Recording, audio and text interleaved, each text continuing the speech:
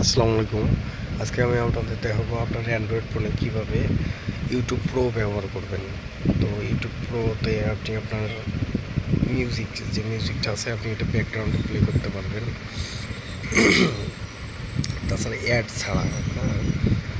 ছাড়া ইউজ করতে পারবেন। দেখেন আমি অলরেডি ব্যাকগ্রাউন্ডে একটা মিউজিক প্লে করছি। এটি আমি আবার ইউটিউব থেকে আবার চালু করে দেবো। দেখেন আমি প্লে করে দিলাম। এটি কিন্তু ব্যাকগ্রাউন্ডে চলতেছে। তো এটি চালু করতে আপনাকে সর্বপ্রথম যেটি করতে হবে, আপনার প্লে স্টোর থেকে একটা ব্রাউজার ইনস্টল করে নিতে হবে আগে।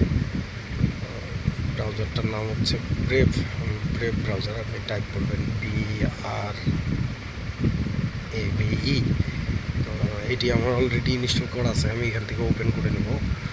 ওপেন করে নেওয়ার পরে দেখেন আমার মিউজিকটা কিন্তু চলতেছে। তো এখান থেকে আমি সেটিংস অপশনে যাব। সেটিং অপশনে গিয়ে মিডিয়া অপশনটা আপনি খুঁজে বের করবেন। মিডিয়া অপশনটা থেকে দেখেন যে এখানে ব্যাকগ্রাউন্ড প্লে অপশনটা ওপেন করা আছে। তো আপনারা এই অপশনটা বন্ধ থাকবে, আপনারা এটা চালু করে দিতে হবে। অলরেডি চালু করা আছে যেহেতু। তো এভাবেই আপনি ফ্রি